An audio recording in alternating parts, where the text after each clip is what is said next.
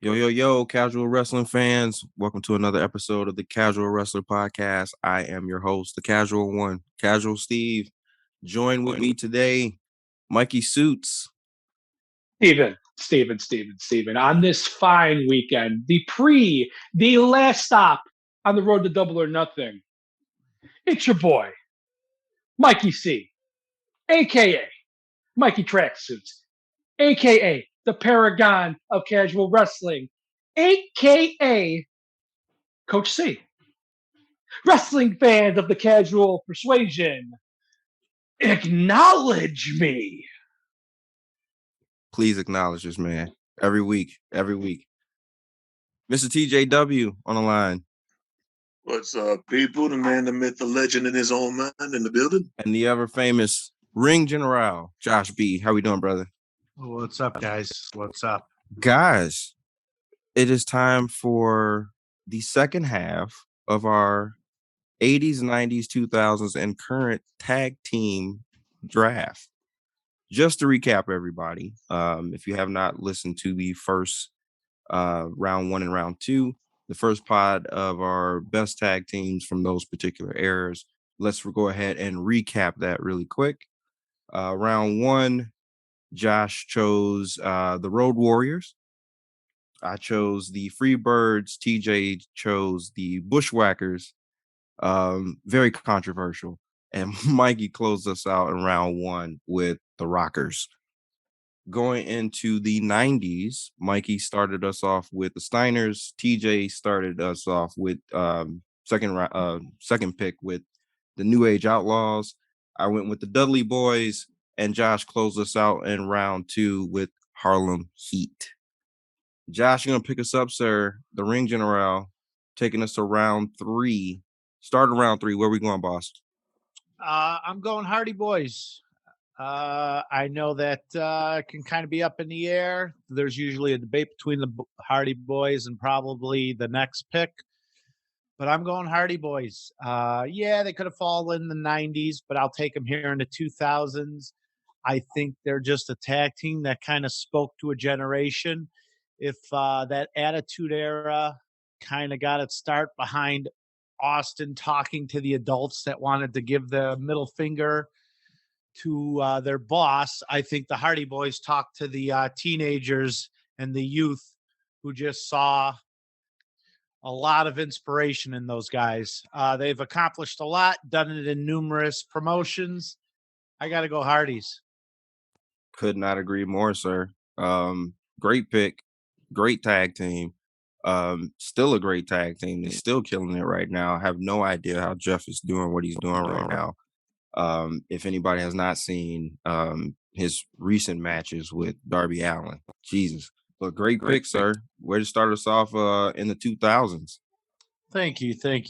Yeah, definitely a great pick, Josh. But just like seeing, like you know how great a tag team is when he can be gone for a while and hear the crowd can hear that music hit and watch the entire audience just erupt. I forget which WrestleMania that was off the top of my head, but like that was a beautiful reaction. Oh, definitely a top 10 WrestleMania moment. Hands down. All right, let me take you guys to the second pick in round three. Josh, I think you kind of alluded to this, sir. I don't think that there is another pick that you can take out of this group. If you're going to take the Hardy Boys at one, you have to go Edge and Christian at two. Who did not like ENC? Again, 7-time WWE Tag Team Champions. These guys have done it all as single competitors, as tag team competitors. Just great chemistry in the ring. I don't think that they could have a bad match as a tag team, bro. They're just like fluid. These guys are just fluid in the ring. Steve, I'm going to go ahead and add that I think that Josh's hatred of Edge, even though he gave him the greatest WrestleMania moment and a top 12 moment of his life when he came back at the Rumble, Josh has what I like to call Edge hateritis. It's a very serious disease, although it is not perishable. but he just doesn't like Edge, dude. He hates Edge. There's not a cure for that, bro. No, he just hates Edge. The ENC are clearly the better tag team of the Hardys. I'm sorry, and I understand that. Like, well, then why aren't they still together? Because Edge is too big of a star. Okay, that's True. it. Edge is a gigantic star. Christian's the best worker out of the four, by the way, and both of them can talk, which neither of the Hardys can. I agree. Matt's not a bad talker. He's not a good talker. Like ENC are stars, which is why they've broken up, which is why they haven't gotten back together. The Hardys to me are the third best tag team of the decade. Ooh, really? Yep. Oh. Here, and hopefully because TJ's been throwing me on tilt for about a decade with the Bushwhackers. I'm seeing them in my sleep. I have a feeling that my pick that I would have picked second is going to come to me. The Hardys are awesome. They awesome. But they're just. I don't think they're better than ENC, dude. I think there was a reason why ENC are ENC, and that's why they're linked away from each other, and the Hardys are forever linked to each other. Although you could make that statement though, because they are #shoot brothers. How many people showed up to arenas dressed as ENC? How many people walked around? It can't afford the clothes. It can't afford the clothes. It can't afford the. I knew this is where it was going. The Hardys were beyond just like what they did in the ring. The Hardys, like I said earlier in my spiel, they were a movement. Yeah. If Austin talked to the adults that wanted to flick off their boss, then the Hardys talked to the teenagers. I'm not, I mean, you could, sure, if you want to say they're better wrestlers, okay, that's fine. But I just think the package, I think the total package of what we're talking about here when we talk about greatest tag teams, what they mean, what they accomplish. I've always been a Hardys guy. Let's not also. I don't want my bad, ring general. I don't want to cut you off. Go right ahead. No. I was gonna say, unfortunately, I mean, I think the best tag team of all was already taken in the 90s, and that was the Dudleys. But I would I would put the Dudleys ahead of ENC for sure. And then, like I said, I got the Hardys ahead of me. And it's nothing against ENC. I mean, I will admit I was never an ENC guy, but I think the Hardys are a movement, man. I think their importance to wrestling is huge. I got to agree with that because you got to also remember this was right around the time where you had a lot of backyard wrestling. Sure. And those guys, again, I don't think you can find a backyard wrestling tape that didn't have a Hardy wannabe in some way, form, or fashion in their promotion. Pretty sure I got a concussion, the first concussion in my life, taking a swanton bomb from some kid in a backyard wrestling video. And I actually, that's not true at all. I played youth football in the 90s. I know where I got my first concussion from. But that's beside the point.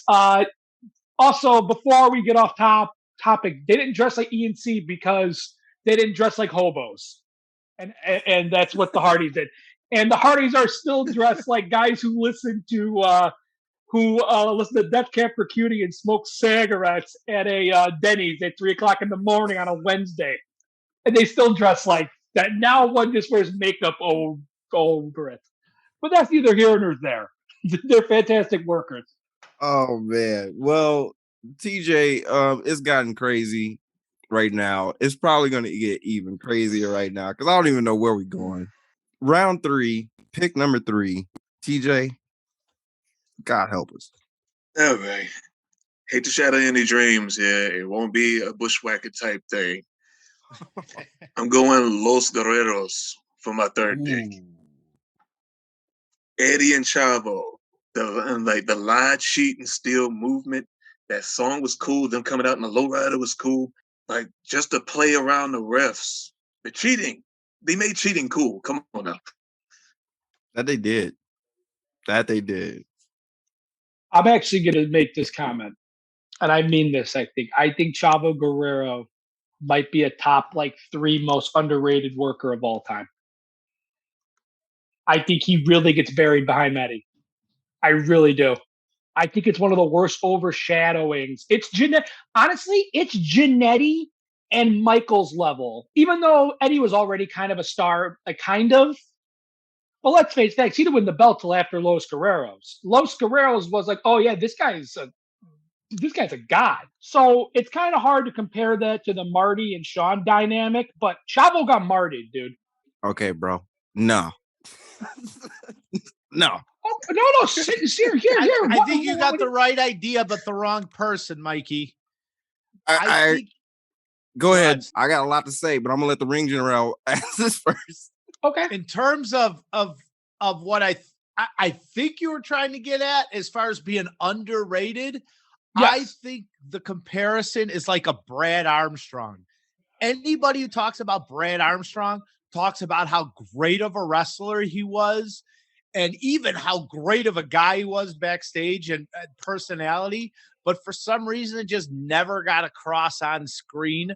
I understand what you're saying. That's the comparison. Like, he was a spectacular worker. Everybody wanted to work with him. I don't know if besides, I'm drawing a blank. Besides the little toy horse. Pepe. It's Pepe, Josh. This is why I'm here. It's Pepe. I don't know if we ever saw that personality, man. I think he lost his hair and he didn't give up. I think the fact that he tried to pull off the skullet and you're not Hulk Hogan, and not the skullet, but he went bald pretty early and he just should have shaved his head. I think he shaved his head. We're talking about this differently. I couldn't take him seriously with that haircut. Look, good pick though, TJ. Good pick. Oh no, not to overshadow. And by the way, Steve, me and you are going to have it out about Marty Jannetty one of these days. We are going to. We're going to have it out about. We're going to have it out about this Chavo Guerrero comment you just made. I think he's underrated. I think he's great. What comment? I think he's underrated. I think he's great. I think he got overshadowed by his better tag team partner. We're going to move on. We're going to move on, Mikey, because we're going to spend a whole pod talking about this. Okay. You got to close this out now. You know what? I'm gonna fall back. I'm gonna fall back. Okay. And I'm gonna let you close this out in round 3, because again, we're gonna have a loose change about this comment that you just made about. I want to know what I said wrong off air. I want to hear what I said, because I don't think I said anything bad. But in the meantime, Steve, don't just back up. I want you to back up and reach for the sky, not Scorpio Sky. He might come up later. I'm talking about the actual best team, the tag team of the 2000s. Them boys. What? The Briscoe brothers. Ooh. Ring of Honor. It just so happened that all their greatest matches happened in a bingo hall with like 300 people there. But you want to talk about a team that was tailor-made to go to WWE, but just have no interest in making money. If the Briscoes went to WWE in 2008, they'd be like 17-time world tag team champions. And they're just tough. They're legitimately great athletes. They didn't break up until one of them almost died. Mm-hmm. And Jay, who's obviously been the better wrestler, I think he should be. I think if you redo his career 10 times, he's I don't want to say Bret Hart, but held in that kind of stature as a worker / storyteller. It just so happens that he just cares about working with his brother. And those matches that they've had with every great tag team ever, except for one on the main stage. And I just want to see them, it's here. I'm just going to cut it off now. It's the MF and Briscoe brothers. I don't think I have to defend the pick. I would have said at one point in time that they were probably the best tag team in the world. They spent more time in the in the 2000s as the best tag team in the world than they didn't. I guess That's my debate, which is why, even though they're never going to be held in the esteem as the Hardy Boys or ENC or the Dudley Boys, I kind of slipped into Heyman there for a quick second. They are the best tag team of the 2000s. They don't have Eddie Guerrero on their team. Actually, you know what they're missing, Steve, and everybody at this? A transcendent male or a transcendent breakout star, which Jay Briscoe was robbed of because he's never left the Ring of Honor. Because Eddie Guerrero, Jeff freaking Hardy, Edge and Christian and Barbara Ray. I feel you. They're all transcendent stars. Maybe not Bob Ray, but in this round. And here, they're just awesome. Josh, help me out here, man. I saw a lot of good Briscoe stuff of those years, seeing Ring of Honor every time they came to town. You're not getting an argument from me. You are not getting an argument from me. I think the term is tag team, Steve. It's a tag team. Absolutely. Those were tag teams, I guess, too. And I'm not gonna say I guess they were, but no breakout star from there. And here's the thing: they're young enough. I think they're late because they've been around forever. People think they're like 50. They're not. True. But I have a feeling you haven't, and they just signed with Impact. So just look out. Oh, it's gonna get Briscoes good, are bro. coming. It's getting good, bro. It's gonna get real good. But Mikey, round 4 is opening up the door for you, sir. You got to kick us off. That's this last round, man. Where we going? Current tag team. Who's the best current tag team, sir? I always want to go first. I feel like I'm damned if I do, if I'm damned if I don't. So I guess what I'm going to do is put together, if this is okay, well, here. I think there's a 1 and 2 here. So I'm going to just say who the 2 is because someone's going to take the other one. FTR is my favorite tag team right now. I think they are the best tag team right now. But they're not as important to professional wrestling as the best tag team in the world, and that's the freaking that's Matt, Nick Jackson, the Young Bucks. The Young Bucks changed tag team wrestling. The Young Bucks are like if the Rockers never broke up and it was two Shawns. They're they are the oldest school tag team in the industry, but people are so mad at their shtick that they forget how great their storytelling is. Mm-hmm. They changed the business twice. Mm-hmm. They've main evented major pay-per-views, which no other tag team has really. Guys, like the Briscoe brothers, I'm just saying it's the freaking Young Bucks. Do I have to argue the pick? It's the freaking Young Bucks. They're awesome. I'm not arguing you. I'm not going to argue you with this one. This is spot on. If you weren't going to take the Young Bucks, I was going to. If it could sneak past TJ, that was hands down. That was going to be my pick.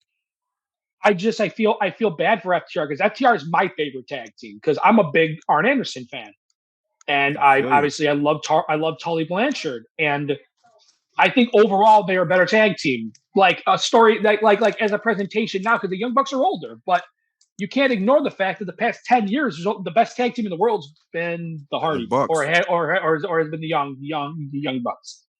So that's it. When it comes to like picking your favorite tag teams, and I kind of made this point earlier when I talked about the Hardys over ENC, like to say you like their style more than FTR style or anybody else's, it's like, what do you like, an orange popsicle or a strawberry popsicle? It's like, that don't matter. But what makes them the greatest tag team right now is exactly what Mikey said, their importance to wrestling. I mean, just and honestly, I didn't even think of the thought you just said, Mikey, which is how many tag teams main event pay-per-views right now? There's not many, if any, but they've done it. So I think their importance to wrestling right now puts them as number 1. That's all I'm saying. And I also want to point out that we have to, outshine people. If you are listening, I will sponsor your product. Just send me as many pineapple popsicles as you possibly can. That's it. Fire, bro. Fire. Jeez. It's like biting a real pineapple. It's freaking delicious. In Hawaii on the beach. With your toes in the sand. That's how good those popsicles are. Anyway. And the Rock playing a ukulele singing Moana. I'm done. Over your shoulder. Anyway. TJ, round 4, sir. Second pick. Where we going, boss? Well, gotta show him some love. Sasha Banks and Naomi. Oh, wait, never mind. That's already dead. No longer Too soon. Viking Raiders, this guy. Okay, yeah, okay. I don't want to cut you off, TJ. Please, I'm trying to turn over a new leaf. Could you please explain your pick? If you see some of my track record, if you heard some of my track record, I do appreciate seeing somebody that's pull off athletic moves that, by the looks of them, should not be able to do those moves. These are two of the more athletic bigs that I've seen go back and forth in that ring. That's my entertainment value. Just athleticism, impressive in the ring work. You don't even hear about them being bad workers or injuring the people that they work with in the ring. So yeah, Viking Raiders is my pick. TJ, I want you to know something. That was a very articulate, well thought out, convincing argument. You are 300% wrong, though. They are not the best tag. They are not the second best tag team on earth. Freaking FTR is. They wear Viking helmets in the ring and they pound their chest screaming raid. It is ridiculous. It is insulting. War Machine was like the fifth best tag team in NXT at some point. I understand what you're saying about the big athletic big man. I totally understand what you're saying, and I think that they're criminally underused by WWE. They are not better than FTR though. Steve, I'm sorry. I'm gonna have to agree. I feel you. I feel you 100%. I feel you. I feel you. I thought I was not gonna be as lucky as I am right now, but I'm gonna tell you right now, TJ, I'm proud of you because you just gave me, you just like straight alley-oop the pick for me. But I do like the Viking Raiders. I am a big fan of the Viking Raiders. First off, brutal. They look like they're really brutal in the ring, but nobody talks about like, how bad of a worker they are. Like they're really good workers in the ring. They're safe. They seem very safe in the ring. Agree. I don't know how they pull off some of the moves they pull off. Like, yeah, it's cool to see a cartwheel, but yeah, it's also cool to see a almost 300+ pound man jump off the top rope, like, or do a moonsault like with ease. And listen, I get that those horns sell tickets. I understand it's sports entertainment. There's an entertainment, and one word is bigger than the other. But again, I'm not thinking this is one of those. I'm not disparaging. I'm just saying I don't agree with you. You're gonna make the wizard mad at you, man. So be careful. Round 4, pick number 3. Thank you, TJ, for the oop. I appreciate it. It's FTR, yo. It's FTR. First off, these guys they're amazing. They're both amazing. And if anybody got a chance to watch the Owen Hart match where Dax and Cash got a chance to go at it, oh my God. Again, it even shows even more why these guys are amazing. It's FTR. No question. I didn't catch the Bret Hart masturbatory wrestling match, so I got to go back and watch that one. Owen Hart. I don't know. I'm alluding to what Hangman Page said on Dynamite a couple of weeks ago. Yeah, right. But yeah, FTR is my favorite tag team. I'll just leave it at that. Everything they do is awesome, even down to their really cheesy '80s music. That's just awesome, bro. It's just the chef's kiss on the whole thing. It's just like I got that as a ringtone. That's how dope that song is, bro. It does slap a little bit. It's no Ricky Starks music though. Ricky Starks music is a bop. Someone's got to rap over it. Yeah. Get Kendrick Lamar on the track. Pay $10 million. It's been worth it. Excuse my language. It's freaking worth it. It slaps, dude. But it's FTR, bro. FTR. Josh, you got a rebuttal, or you could go ahead and close us out for round 4, bro. It's FTR. Well, you guys put me in a bad spot, especially with that War Raiders pick. I got 2 on my mind, and one I want to talk with my heart, but the other I got to go with the brain. I guess I'll go brain here, and I'll go Usos. Say what you want to say about tag team wrestling in the WWE. They don't have the best of partners sometimes. They're not given the best of opportunities sometimes. But I mean, they're at this point, their tag team career has spanned how long? And they're just still, they come out quality work week in and week out. It's unfortunate how little value tag team wrestling has in the WWE, but any value it does have is because of the Usos. So I got to go Usos to round out the round. Another tag team that's main evented a pay-per-view, by the way. Absolutely. There's not a big list. They're the ones, and I think it's a great pick, Josh. I'm glad you made the right pick. I know what you wanted to say, but I'm just glad you made the right choice For because the it is the right casual choice. fans. You're right. You're 100% right, Suits. But for the casual fans out there, Ring General, where did your heart want to go? Oh, Lucha Bros, man. Dude, I'm sorry, but just flat out, again, I keep making the point about importance, and that's why I picked Usos. But I'd argue, even with the Young Bucks on the board, nobody puts on a better match than the Lucha Brothers. Nobody. Every time they get in the ring, it's an exciting match. Whether they're doing something in a singles capacity, or tag capacity, or even a trio, they're awesome, bro. They're awesome. I'm still gonna say the Bucks edge them out just a little bit because I think the Bucks tell a better story in the ring, a better story in the ring than the Lucha Brothers. But it's close, bro. It's super close, and I could not agree more, man. That's where my heart would have wanted to go, also. So I was just wondering, just wondering. I mean, they are still available for our free agent round, but I guess I shouldn't have thrown it out there. But that's not who I was going to take in that round anyway. So, Steven, could I have a chance to be a dorky, like in-depth wrestling fan? Could I clear out for like 45 to 50 seconds real quick? Absolutely, sir. What we doing? Well, here. The reason why I believe that the Lucha Bros tell different and sometimes better stories in the ring than the Young Bucks is because separately, they're not only stars, they are physically imposing or physically interesting. Therefore, the crowd buys them as viable warriors as opposed to the Young Bucks, who look, especially at this age, they are not as impressive looking as they used to be.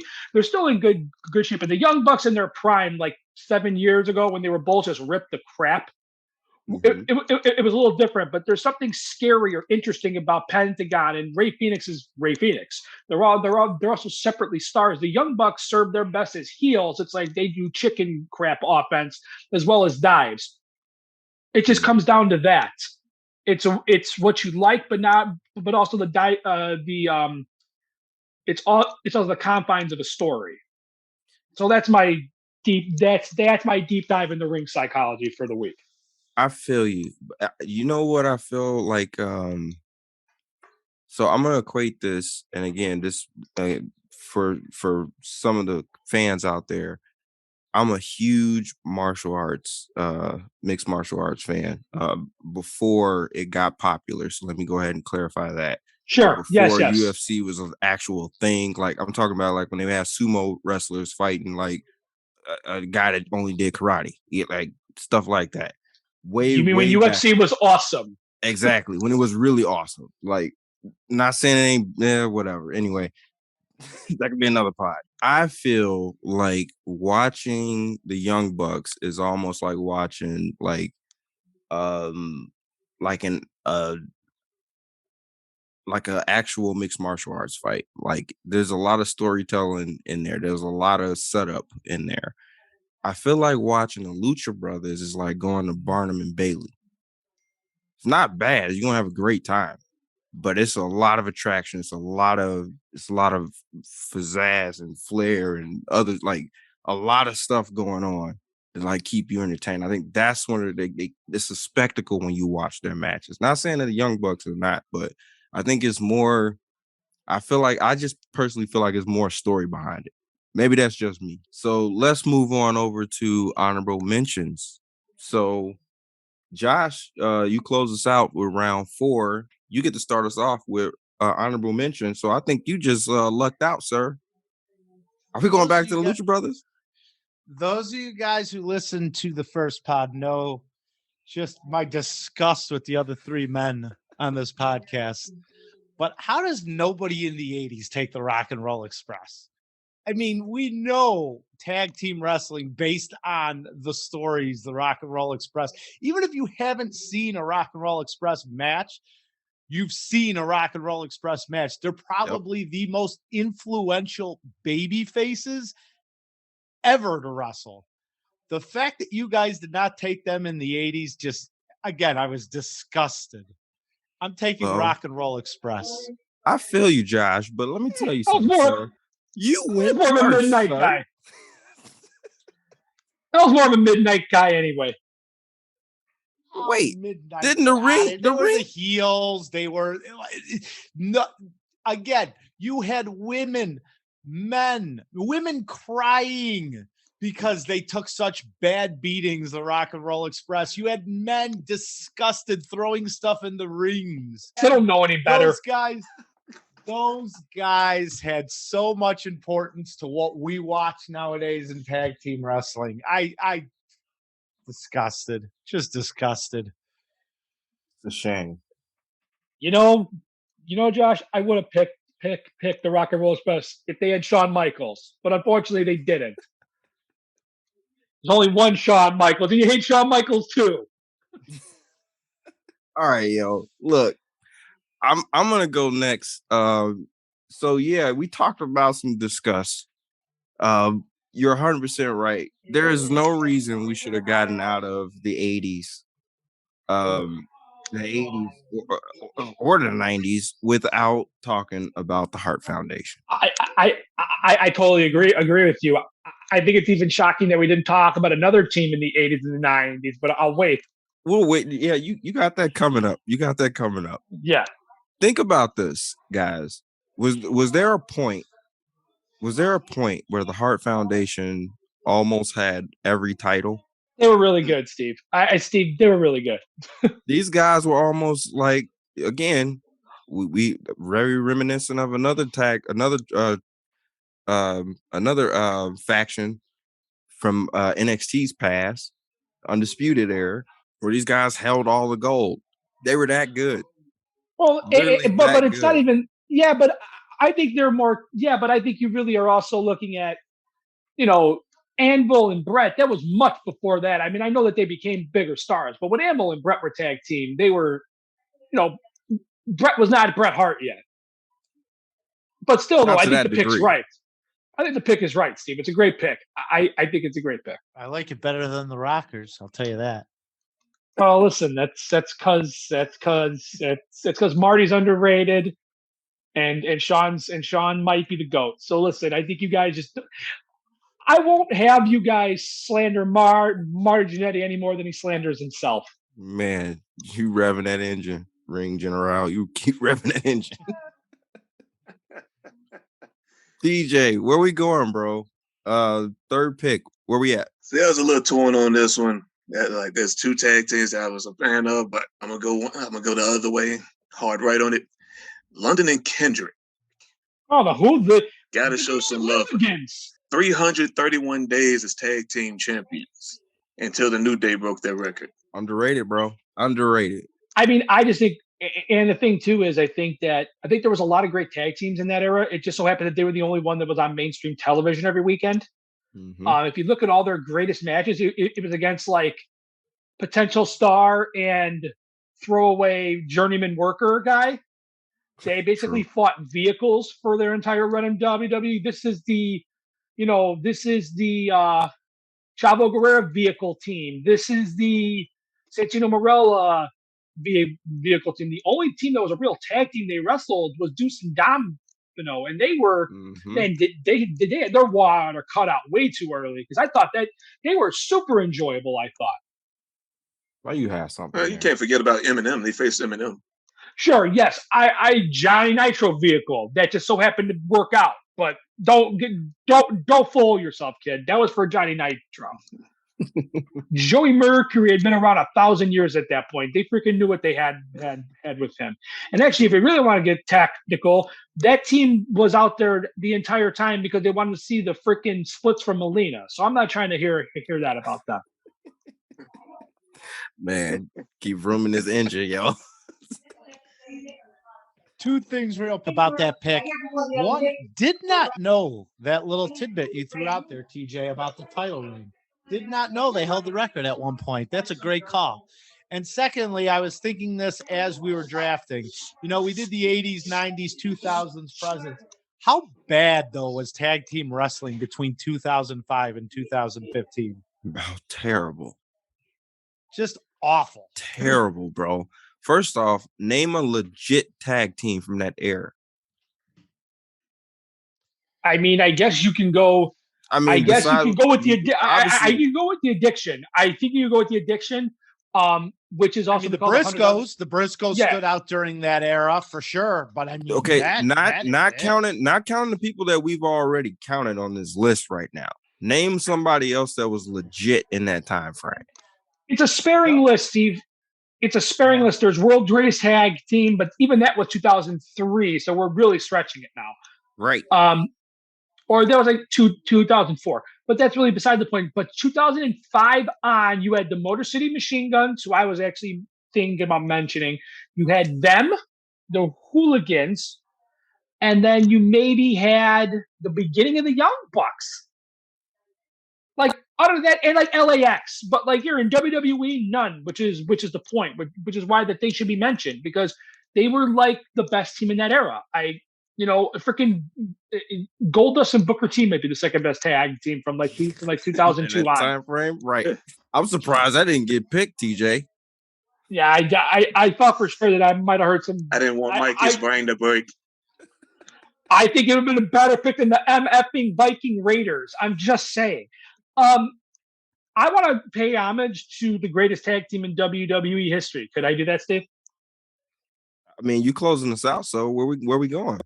Well, we're going to the New Day because I definitely think they need to be mentioned. They're the greatest tag team in WWE history. They're the second greatest faction of all time, second or third greatest faction of all time, considering the fact that they're never going to break up and they're baby faces and none of them have turned heels since they've gotten together. And they probably never will, and I hope it doesn't. And if I do, here's my caveat. And I don't want to disgrace their praises because it's kind of universally known. But I will take this to my freaking grave. If they break the New Day up, there's only one guy that can go heel, and it's Kofi King. It's that Hollywood Kofi or whatever you want to do. If Xavier Woods breaks up, he falls flat. And why on earth would you turn Big E heel, especially coming off a neck injury? If anybody breaks the New Day up, it should be Kofi because he just wants a last run for himself. It's the only way it happens, but it's not going to happen because they're the freaking New Day. They're the greatest tag team in WWE history. They're freaking awesome. Eat your bootios, kids. Yeah. Can't argue with that pick, Mikey. It's a great pick. Listen, man. Yeah, just as I pointed out, they're the ones that beat London and Kendrick's record with 483 days as tag team champions. Now, here's my question. Do you think the Usos are going to creep up on them? Do you think that's where this is going? Possible. Very. Steven, could you recap the draft real quick, please? Yes, sir. So round one in the 80s, Josh, Road Warriors. I took the Freebirds. TJ took Bushwhackers. Mikey took the Rockers. Round two, Mikey took the Steiners, the Steiner brothers. TJ took the New Age Outlaws. I took the greatest tag team of all time, the Dudley Boys. Josh closed us out in round two with the Harlem Heat. Round three, Josh started us off with the Hardy Boys. I took ENC, Edge and Christian. TJ took us to Los Guerreros, and Mike closed us out with the Briscoe Brothers. And in round four, finishing our drafts for the current, the best tag team of our current era right now, Mikey started us off with the Young Bucks. TJ took us to the Viking Raiders. I took us to the FTR, and Josh closed us out with the Usos. Honorable mention, Josh with Rock and Roll Express, me with the Heart Foundation, London and Kendrick for TJ, and Mikey closing us out with the New Day. I got to have a conversation about Demolition one day on the pod. I want to just mention their names. They were my favorite tag team growing up. I know that they were a shameless Legion of Doom ripoff.